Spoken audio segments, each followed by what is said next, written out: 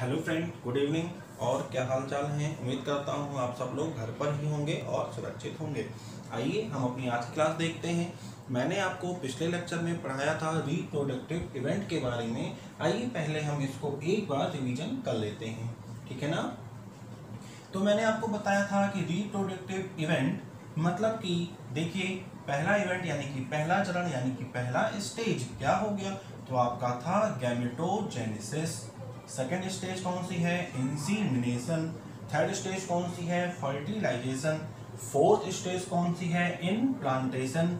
और next gestation, then parturition. Okay, means that gametogenesis में मैंने आपको बताया था कि इसमें गैमेट्स का बनना स्टार्ट होता है। मीन्स डेट गैमेट्स मैंने बताए थे आपको दो टाइप के होते हैं, एक होता है स्पर्म, दूसरा होता है ओवम। ओके, स्पर्म किसके द्वारा प्रोड्यूस किया जाता है, किसके द्वारा बाहर निकाला जाता है या किसके द्वारा प्रोड्यूस किया जाता है, तो आपका आंसर होगा मेल। और ओवम किसके द्वारा प्रोड्यूस होता है, तो आपका आंसर होगा फीमेल। ठीक है, मेल स्पर्म और फीमेल ओवम, यानी कि गैमेट्स के यहाँ पे आपको दो टाइप बताए गए थे, ठीक है ना। Formation of sperm in male body and formation of ovum in female body is called as gametogenesis. और इसको आप लोग हिंदी में कह सकते हैं युग्मक जनन। ठीक, मतलब कि शुक्राणु का बनना पुरुष के भीतर और अंडाणु का बनना महिलाओं के भीतर क्या कहलाता है, गैमेटोजेनेसिस या फिर युग्मक जनन। ओके, आइए नेक्स्ट टॉपिक देखते हैं, इंसीमिनेशन। What is इंसीमिनेशन। पहले तो आप जानिए कि इंसीमिनेशन को हिंदी में कहा जाता है वीर्य संचन। वीर्य संचन। ठीक, इंसीमिनेशन को हम हिंदी में क्या कहते हैं, वीर्य संचन। ओके, ठीक है। इसका मतलब सीधे सीधे ये हो गया कि मेल के थ्रू अपने स्पर्म को फीमेल के अंदर पहुंचाना। ठीक है, आप इसको कह सकते हैं transfer of male sperm into a female body. Okay, या कह सकते हैं आप इसको कि फीमेल के जनन पथ पर, जनन अंग में या जनन पथ पर अपने मेल स्पर्म को पहुंचाना क्या कहलाता है, इंसीमिनेशन। Okay, clear. आइए आगे देखते हैं फर्टिलाइजेशन। फर्टिलाइजेशन के बारे में मैंने आपको बताया था, इसे हम लोग हिंदी में कहते हैं निषेचन। क्या कहते हैं, निषेचन। क्लियर, बात क्लियर हो रही है। तो इसे हम लोग क्या कहते हैं, निषेचन। और इसका बेसिक मीनिंग क्या होता है, तो आपका आंसर होगा जब स्पर्म और ओवम यानी कि अंडाणु, शुक्राणु और अंडाणु एक दूसरे से मिलते हैं तो क्या कहलाते हैं या कौन सी क्रिया कहलाती है, आंसर होगा निषेचन या फिर फर्टिलाइजेशन। और ये क्रिया होती कहाँ है, तब आपका आंसर होगा, देखिए ध्यान से, आपका आंसर होगा फर्टाइल ट्यूब के भीतर। क्लियर हो रही है बात, ठीक है। ये मैंने एक रफ डायग्राम बनाया है फीमेल जनन यानी कि रिप्रोडक्टिव सिस्टम के बारे में। फीमेल रिप्रोडक्टिव सिस्टम का ये एक रफ डायग्राम है, मैं इसको आपको समझा दूंगा अभी, ठीक है ना। तो स्पर्म और ओवम एक दूसरे से कहाँ मिलते हैं, तब आपका आंसर होगा फीमेल बॉडी में फर्टाइल ट्यूब या फिर फीमेल रिप्रोडक्टिव सिस्टम के फर्टाइल ट्यूब में। ओके, क्लियर हो रही है बात। चलिए आगे देखते हैं। देखिए अगला टॉपिक आएगा हमारा इनप्लांटेशन। इनप्लांटेशन का मतलब होता है अंतःरोपण। क्या होता है, मतलब अंतःरोपण। देखिए जब स्पर्म और ओवम आपस में मिल गए, ठीक है ना, तो मिलने के बाद ये बनाते हैं जाइगोट। क्या बनाते हैं, जाइगोट, जिसे आप कहेंगे हिंदी में युग्मक। ठीक, और ये जो जाइगोट है इसमें केवल एक ही सेल होती है, एक कोशिकीय। ठीक है, जाइगोट कहाँ बनता है, जाइगोट तब आपका आंसर होगा फर्टाइल ट्यूब में। ठीक है ना, देखिए फर्टाइल ट्यूब इधर भी है, फर्टाइल ट्यूब इधर भी है। महिला के शरीर में दो ओवेरी भी होते हैं, एक इधर देख लीजिए, एक इधर देख लीजिए। ठीक है, क्लियर हो रही है बातें ना। ठीक है। जैसे पुरुषों के शरीर में, मेल के शरीर में टेस्टीज होती है यानी कि वृषण होते हैं शरीर से बाहर संख्या में 2, उसी तरह से महिलाओं में ओवेरी यानी कि अंडाशय होते हैं संख्या में 2 परंतु शरीर के अंदर। क्लियर हो रही बातें? तो देखिए आप चाहे तो कि ओवेरी में हर मंथ एक एग का निर्माण होता है, ठीक है। एक एग का निर्माण हुआ ओवेरी के भीतर, ठीक है। देन तभी उस वक्त फर्टिलाइजेशन का प्रोसेस स्टार्ट हुआ और मेल स्पर्म और जो फीमेल का ओवम होता है वो जाके फर्टाइल ट्यूब में एक दूसरे से मिलते हैं और फर्टाइल ट्यूब में मिलने के बाद क्या बनाते हैं? जाइगोट बनाते हैं। ओके, क्लियर हो रही बातें ना? ठीक है। आइए देखते हैं इन प्लांटेशन यानी कि अंतःरोपण। क्लियर? अब सुनिए, जाइगोट के बनने के बाद जाइगोट बन गया।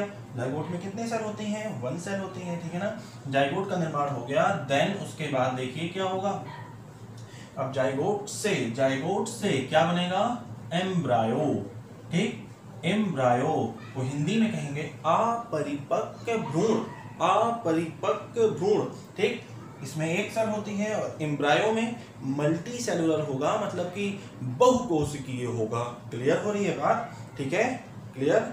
एम्ब्रायो, और एम्ब्रायो बनता है और एम्ब्रायो बनने के बाद कहाँ जाके चिपक जाता है? तो आपका आंसर होगा यूटेरिन वॉल, ठीक है। ये जो देखिए, ये देख रहे हैं आप, ये है गर्भाशय की दीवार, गर्भाशय की दीवार, या इसको आप कह सकते हैं यूटेरिन वॉल, ठीक। यूटेरिन वॉल से जाकर क्या चिपक गया? देखिए एम्ब्रायो, ठीक है। और फिर किस प्रोसेस के तहत एम्ब्रायो बनता है? तो उस प्रोसेस का नाम है ब्लास्टोसिस्ट।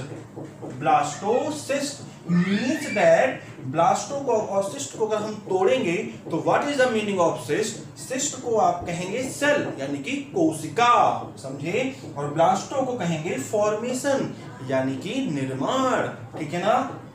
मीन्स दैट एक सेल से बहुकोशिकीय यानी कि एक कोशिका से बहुकोशिका का निर्माण होना क्या कहलाता है? ब्लास्टोसिस्ट यानी कि formation of cell is called as blastocyst. Okay, तो आप समझ गए होंगे कि कौन सा प्रोसेस होता है जो जाइगोट को एम्ब्रायो में कन्वर्ट करता है, उसका क्या नाम है? ब्लास्टोसिस्ट। और एम्ब्रायो कहां पर जाके चिपक जाता है? यूटेरिन वॉल यानी कि गर्भाशय की दीवारों से।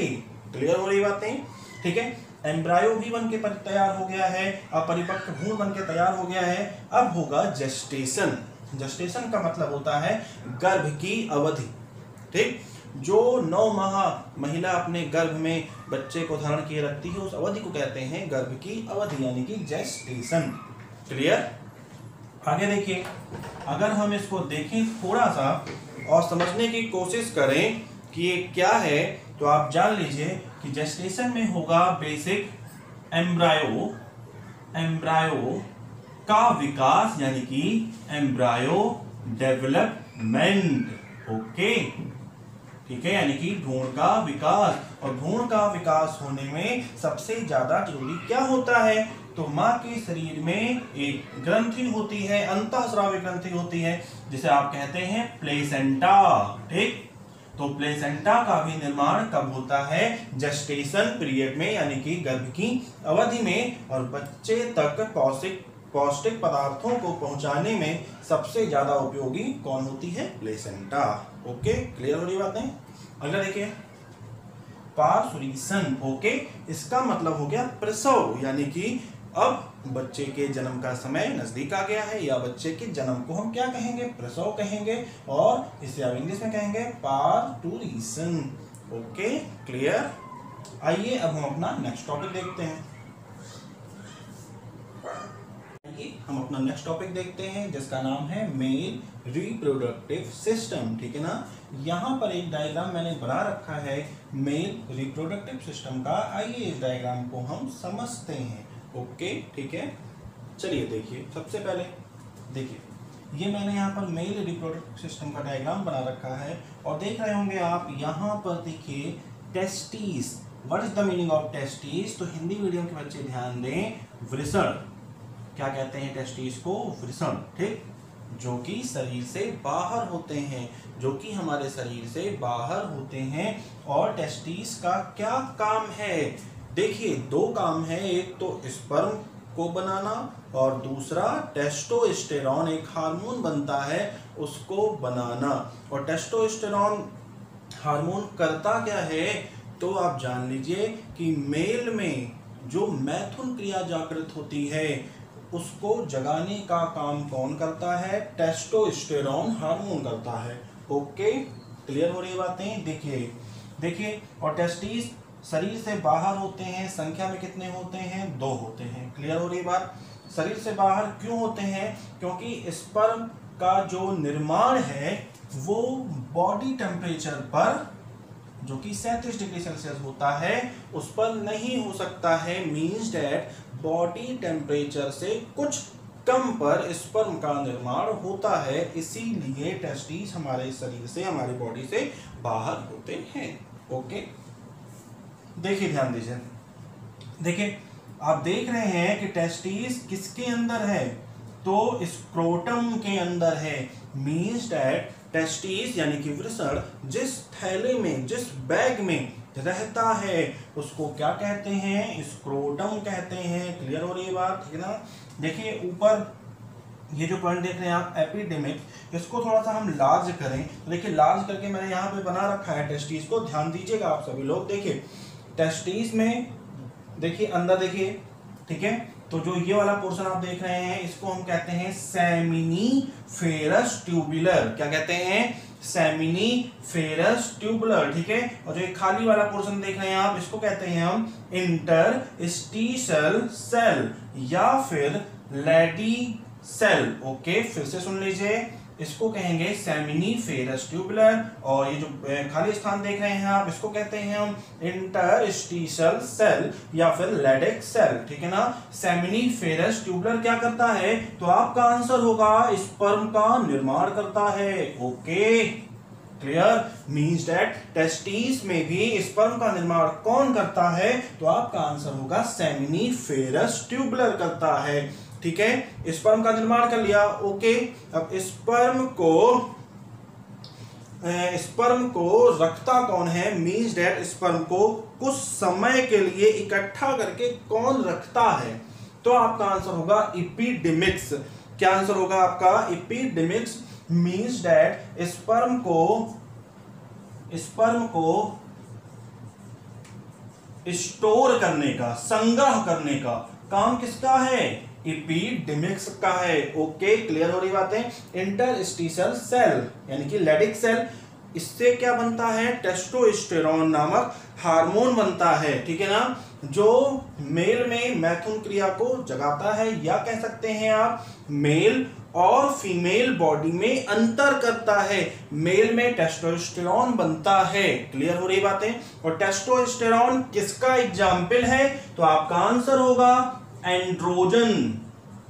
कौन से हार्मोन का? एंड्रोजन। और एंड्रोजन किस प्रकार का हार्मोन है? आपका आंसर होगा एक सेक्स हार्मोन से। मींस दैट टेस्टोस्टेरोन कह लीजिए या फिर आप एंड्रोजन कह लीजिए, दोनों ही सेक्स हार्मोन हैं।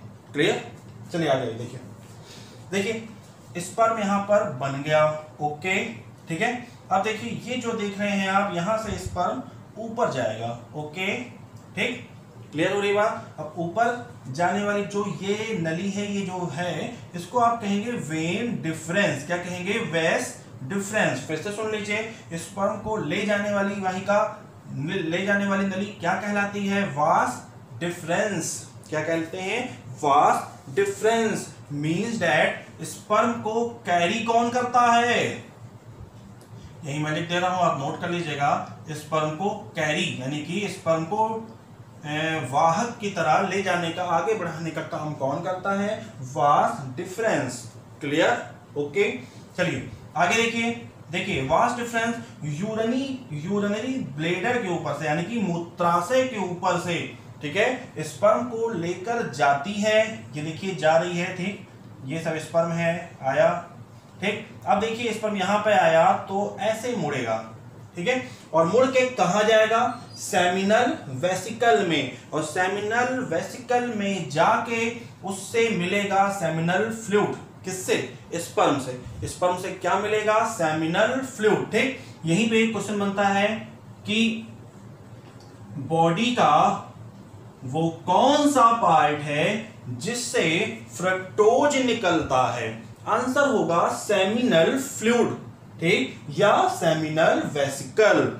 ओके, तो जान लीजिए आप, फ्रक्टोज को स्रावित करने वाला ह्यूमन बॉडी का एकमात्र पार्ट, मोस्ट इंपॉर्टेंट क्वेश्चन है, एकमात्र पार्ट कौन है? Seminal vesicle. ठीक है ना, क्लियर हो रही बातें? मीन्स दैट फ्रक्टोज को स्रावित करने वाला ह्यूमन बॉडी में एकमात्र पार्ट कौन है? Seminal vesicle. और किस फ्लूइड में होता है फ्रक्टोज? तो आंसर होगा आपका सेमिनल फ्लूइड में होता है।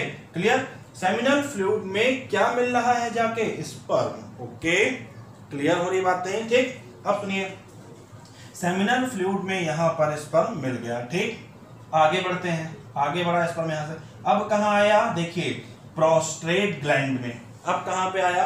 प्रोस्टेट ग्लैंड में। और प्रोस्टेट ग्लैंड से आपका स्रावित होता है प्रोस्टेट फ्लूइड। क्या स्रावित होता है? प्रोस्टेट फ्लूइड निकलता है। क्लियर हो रही है बात? प्रोस्टेट फ्लूइड निकलता है। ठीक है, और प्रोस्टेट फ्लूइड करता क्या है? बहुत ध्यान से सुनिएगा। जब फर्टिलाइजेशन की क्रिया हो रही होती है, ठीक है, और जब मेल के द्वारा फीमेल बॉडी के अंदर स्पर्म को छोड़ा जाता है या स्पर्म को दिया जाता है, तो अगर जो फीमेल बॉडी की वेजाइना है, अगर वहां पर यूरिन हुआ, और यूरिन कैसा होता है? एसिडिक मीडियम होता है। ठीक है ना, और एसिडिक मीडियम में यानी कि अम्लीय प्रकृति में स्पर्म जीवित नहीं रह सकता है। क्लियर हो रही बातें? और प्रोस्टेट फ्लूइड यही काम करता है। मींस दैट प्रोस्टेट फ्लूइड कैसा होता है? मीडियम इसका एक क्षारीय मीडियम होता है, यानी कि बेस होता है, यानी कि आप लिख सकते हैं यहाँ पे एल्कलाइन होता है। क्लियर? बेस होता है, क्षार होता है, या कह लीजिए आप एल्कलाइन होता है। और प्रोस्टेट फ्लूइड का यही काम होता है कि वहां पर जाके, यानी कि महिला की बॉडी में, यानी कि फीमेल बॉडी में, यानी कि फीमेल वेजाइना में जाके जो एसिडिक यूरिन है उसको न्यूट्रल कर दे और स्पर्म सर्वाइव कर सके। क्लियर? अगर आपसे पूछ ले कि स्पर्म किस मीडियम में सर्वाइव नहीं कर सकता है, आपका आंसर होगा एसिडिक मीडियम में। क्लियर हो रही बात? चलिए आगे देखिए। ठीक, अब यहां से प्रोस्टेट फ्लूइड भी स्पर्म में मिल गया। ठीक, अब फिर आगे बढ़ा यहां से स्पर्म, देखिए आगे बढ़ा। अब यहाँ पे बीच में एक ग्लैंड और है, नाम है काउपर ग्लैंड। क्या नाम है? Cowper gland. ठीक, काउपर ग्लैंड, या इसको एक नाम और दिया गया है बल्बोयूरेथ्रल ग्लैंड। बल्बोयूरेथ्रल ग्लैंड, फिर से सुन लीजिए, काउपर ग्लैंड कहेंगे या कहेंगे बल्बोयूरेथ्रल ग्लैंड। क्लियर? ठीक, अब सुनिए, बल्बोयूरेथ्रल ग्लैंड से भी एक फ्लूइड निकलता है। ठीक, और उसका भी जो पीएच होता है वो बेस होता है, यानी कि क्षार होता है। ठीक, इससे भी एक पीएच, जो भी फ्लूइड निकलता है उसका पीएच क्या होता है? क्षारीय होता है। प्रकृति कैसी होती है? क्षारीय होती है। ठीक है, अब सुनिए, पुरुष की बॉडी में, यानी कि मेल बॉडी में यूरिन और स्पर्म निकलने का एक ही रास्ता होता है। क्लियर होता है?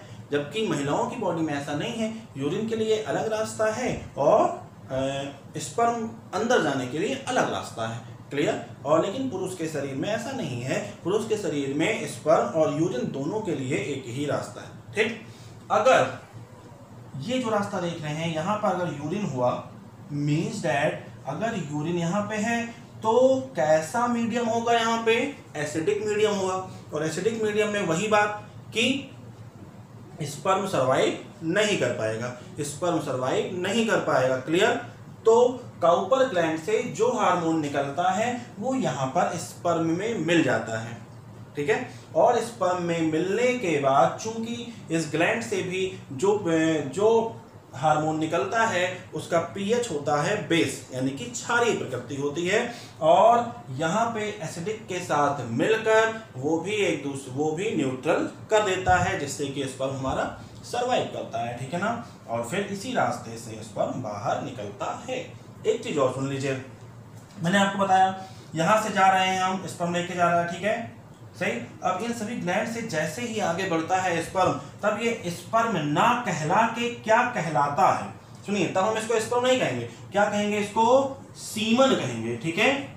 दो क्वेश्चन बनेगा आपका, स्पर्म को टेस्टिस से लेके कौन जाता है, आंसर होगा वास डिफरेंस, ठीक है। और सुनिए, स्पर्म को शरीर से बाहर कौन निकालता है, आंसर होगा आपका इजैकुलेटरी डक्ट, इजैकुलेटरी डक्ट। फिर सुन लीजिए, इजैकुलेटरी डक्ट स्पर्म को शरीर से बाहर निकालती है। इस तरह से पूछ सकता है, लेकिन उस वक्त जो शरीर से बाहर निकल रहा है वो स्पर्म नहीं है, वो क्या है, सीमन है, जिसमें स्पर्म, ठीक, sperm plus seminal fluid plus prostate fluid plus Cowper fluid मिला होता है, ठीक। इन सभी के मिक्सचर को क्या कहते हैं, सीमन कहते हैं। क्लियर हो रही बात। और एक बार में कितना सीमन शरीर से बाहर निकलता है, आंसर होगा 2 से 6 ml, 2 से 6 ml। क्लियर हो रही बातें, 2 से 6 ml, ओके। और सुनिए एक बात, आप देखिए, इसमें इस सीमन में जो 2 से 6 ml निकल रहा है, इसमें स्पर्म की मात्रा कितनी होगी, कहेंगे आप 80 से 100 मिलियन, 80 से 100 मिलियन, जिसमें से, अब इसमें से केवल 50% ही एक्टिव रहते हैं और बाकी के 50% डीएक्टिव हो जाते हैं शरीर से बाहर निकलते ही, ठीक है। सीमन का पीएच क्या होता है, 7.3 टू 7.6। सीमन का पीएच पूछ ले अगर आपसे, तो 7.3 से लेकर कहां तक, 7.6 तक, ठीक। अगर पूछ ले आपसे सीमन में या स्पर्म में सबसे ज्यादा मात्रा में कौन सा पदार्थ रहता है, आंसर लगाएंगे आप फ्रक्टोज, ठीक। अगर कह दे सीमन में या स्पर्म में सबसे ज्यादा मात्रा में कौन सा पदार्थ रहता है, आंसर क्या लगाएंगे आप, फ्रक्टोज। क्लियर हो रही है बातें, ठीक है। स्पर्म एसिडिक मीडियम में नहीं रह सकता है, ये बात ध्यान रखिएगा, याद रहनी चाहिए आपको। क्लियर हो रही बात, ठीक है। और देख लीजिए एक चीज, सुनिए, देखिए, जो टेस्टिस की बीमारी होती है, टेस्टिस में सूजन हो जाती है पुरुषों के, ठीक है, वो अक्सर में होती क्या है, सुनिए ध्यान से, वो अक्सर में प्रोस्टेट ग्लैंड में प्रॉब्लम होती है। अक्सर में क्या होता है, प्रोस्टेट ग्लैंड में प्रॉब्लम होती है। प्रोस्टेट ग्लैंड क्या हो जाती है, सूजकर बड़ी हो जाती है, प्रोस्टेट ग्लैंड सूजकर बड़ी हो जाती है, ठीक। अब सुनिए, जब प्रोस्टेट ग्लैंड सूजकर बड़ी हो जाएगी तो क्या होगा, जो ये यूरिन की जो ये नली है, जो ये यूरिन के लिए नली है यहाँ पे, ये क्या होगा, ये दबेगी, प्रेस करेगी, ठीक है, जिससे यूरिन करने में या यूरिन जाने में दिक्कत होगी, दर्द होगा, ठीक है ना। यूरिन को शरीर से बाहर निकालने में क्या होगा, दर्द होगा। क्यों दर्द होगा, क्योंकि प्रोस्टेट ग्लैंड यहाँ पर बढ़ जा रही है, जो कि यूरिन डक्ट को या यूरिन की नली को दबा रही है। क्लियर हो रही है बात, ठीक है। अगर मैं प्रोस्टेट ग्लैंड की थोड़ी सी और बात कर लूं यहाँ पर, तो आप जान लीजिए, जो प्रोस्टेट फ्लूइड रहता है वो कितना परसेंट होता है स्पर्म में, ठीक है, तो 20%। कितना परसेंट होता है, 20%। कितना परसेंट होता है, 20%, ओके। क्लियर हो रही बात। और सुन लीजिए, प्रोस्टेट ग्लैंड का साइज क्या होता है, गोल्फ, जो गोल्फ की जो बॉल होती है उसी आकार का प्रोस्टेट ग्लैंड का साइज होता है, ठीक है ना। इतना आप लोग एक बार देखिए फटाक से, फिर हम आगे बढ़ते हैं। आइए आगे देखते हैं। देखिए, मैंने अभी आपको बताया सेमिनिफेरस ट्यूब्यूलर के बारे में, ठीक है ना। तो देखिए, सेमिनिफेरस ट्यूबुलर ये किसके अंदर होता है, मीन्स डैट ये जो कोशिका है, यह जिस कक्ष के या जिस कोश के अंदर होती है उसे कहते हैं हम लोग टेस्टिक्युलर लोब्यूलस, यानी कि इसको आप हिंदी में कह सकते हैं वृषण पालिका। क्या कह सकते हैं, वृषण पालिका। और एक टेस्टिस में वृषण पालिका की संख्या, यानी कि टेस्टिक्युलर लोब्यूल्स की जो संख्या होती है वो होती है 250। तो 2 टेस्टिस होते हैं बॉडी में, कितनी हो जाएगी, आंसर होगा 500। क्लियर। अब देखिए आगे, देखिए, अगर मैं थोड़ा सा सेमिनिफेरस ट्यूबुलर को थोड़ा बड़ा करके दिखाऊं तो देखिए कुछ इस तरह से ये कोशिका दिखेगी, ठीक है। इसके बीच में जो पोर्शन है उसको हम कहते हैं स्पर्मेटोजोनिया। क्या कहते हैं? स्पर्मेटोजोनिया, जो स्पर्म का बेसिकली निर्माण करती है, ठीक है। अगर ऑप्शन में आपको मिलता है सेमिनिफेरस ट्यूबुलर, सही है। टेस्टिस ऑप्शन मिले वो भी सही है, लेकिन टेस्टिस के भीतर सेमिनिफेरस ट्यूबुलर करता है, और सेमिनिफेरस ट्यूबुलर के भी अंदर स्पर्म का निर्माण कौन करता है? स्पर्मेटोजोनिया। क्या करता है? स्पर्म का निर्माण करता है। और इसी स्पर्म को हम एक नाम से और जानते हैं। क्या नाम है? Man germ cell. ओके, क्या है? मैन जर्म सेल, ठीक। अब सुनिए, एक कोशिका और होती है इसी स्पर्मेटोजोनिया की सतह पर इस तरह से, ठीक। उसका नाम है सेरेटोली सेल। क्या नाम है? सेरेटोली कोशिका। हिंदी में भी हम कहेंगे सेरेटोली कोशिका या सेरेटोली सेल। ये क्या करती है? ये स्पर्म को न्यूट्रिशन देने का काम करती है। क्लियर हो रही बात?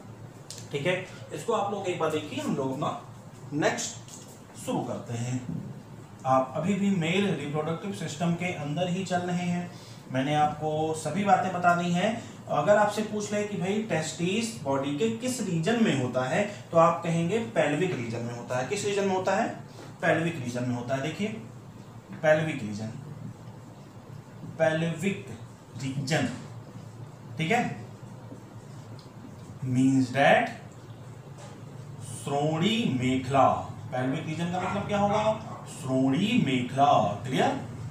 ठीक। पूछ ले टेस्टिस की लंबाई क्या होती है?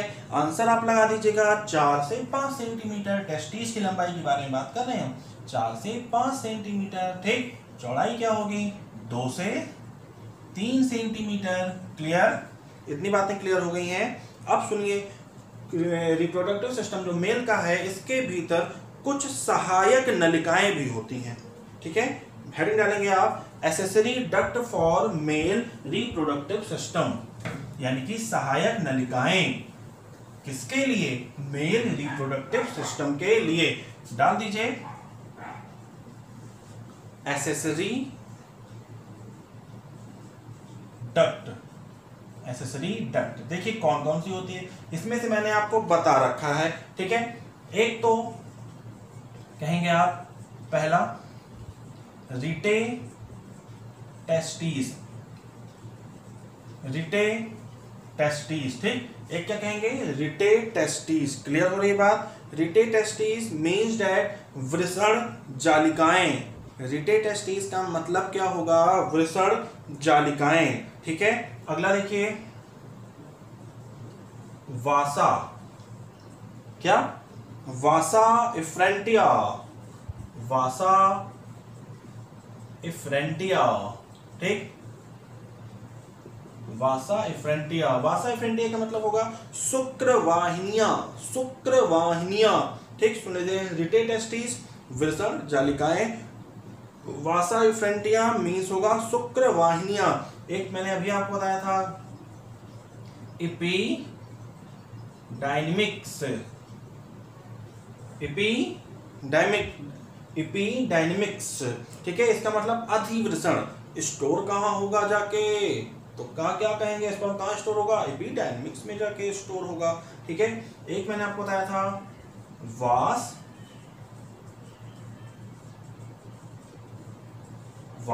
Difference, okay. क्लियर हो रही बात? तो 4 प्रकार की एसेसरी डक्ट हो गई, rete testis, vasa efferentia, epididymis and vas deferens. Vas deferens को आप हिंदी में कहेंगे शुक्रवाहक। क्या कहेंगे? शुक्रवाहक। क्लियर हो रही बात? ठीक है। अगर आपसे पूछे ये जो एसेसरीज डक्ट हैं इनका क्या काम है, तो आप कहेंगे यह स्पर्म को एब्डोमिनल रीजन में लाती हैं। एब्डोमिनल रीजन, ठीक। एब्डोमिनल रीजन जो आपका पेट का क्षेत्र है, जो ये पोर्शन है, ठीक है ना। यहीं पे आपका यूरिन ब्लैडर है, और यूरिन ब्लैडर के ऊपर से ही मैंने आपको बताया है कि यूरिन ब्लैडर के ऊपर से ही वास डिफरेंस जाता है स्पर्म को लेकर। क्लियर हो रही बात? तो ये जो एक्सेसरीज डक्ट है इसका मेन काम क्या है? स्पर्म को लाना। कहाँ लाना? एब्डोमिनल रीजन में। ओके, इतनी बातें क्लियर हो गई। आइए हम अगली हेडिंग देख लेते हैं जल्दी से। कुछ ग्लैंड्स के बारे में मैंने आपको बताया था, वहां पर भी ग्लैंड वाले बात बताया था आपको स्टार्ट में कि एक होती है सेमिनल वेसिकल, ठीक, वो भी ग्लैंड है। दूसरी ग्लैंड मैंने बताई थी प्रोस्टेट ग्लैंड, ठीक। तीसरी मैंने बताई थी काउपर ग्लैंड, ठीक है ना। आइए हम एक बार और देखते हैं, सुनिए, ध्यान से सुनिए। सेमिनल वेसिकल होता कहाँ है? अगर पूछ ले आपसे तो आप कहेंगे यूरिनरी ब्लैडर के पास। क्लियर? ठीक है। करता क्या है? तो आपका आंसर होगा सेमिनल प्लाज्मा, यानी कि सेमिनल फ्लूइड को स्रावित करना। ठीक है। सेमिनल फ्लूइड में बेसिकली होता क्या है? फ्रक्टोज, कैल्शियम और कुछ एंजाइम्स, कुछ न्यूट्रिशन। क्लियर हो रही है बातें? सबसे ज्यादा मात्रा में क्या होता है? फ्रक्टोज होता है। क्लियर हो रही है बातें? ठीक है ना। प्रोस्टेट ग्लैंड मैंने आपको बता रखा है, उसके बारे में बात नहीं करेंगे हम यहाँ पर हम बात करते हैं पेयर ऑफ काउपर ग्लैंड। मैंने बताया था आपको, और उसको क्या कहते हैं? Bulbo urethral gland. Pair of मतलब कि शरीर में दो होती हैं। पुरुष के शरीर में पेयर का मतलब है दो, गुच्छे में, ठीक है ना, जोड़े में। Pair of bulbo urethral gland. Okay, clear? तो सुनिए ध्यान से आप लोग मेरी बातों को। यह करती क्या है? मैंने बताया था आपको, वहां पर एक काम और बता रहा हूं, सुनिए। यह पेनिस को लुब्रिकेट करने वाले पदार्थ को भी स्रावित करती हैं। फिर से सुन लीजिए, यह पेनिस को लुब्रिकेट करने वाले पदार्थ को भी स्रावित करती हैं। ठीक है। यहाँ पर आपका मेल रिप्रोडक्टिव सिस्टम पूरी तरह से ये लेवल IS PCS तक का आप जान के चलिए, ठीक है ना, पूरा समाप्त हो चुका है, पूरा फिनिश हो चुका है। और नेक्स्ट टॉपिक पे, नेक्स्ट टर्न पे हम लोग पढ़ेंगे फीमेल रिप्रोडक्टिव सिस्टम के बारे में। नमस्कार, जय हिंद, जय भारत।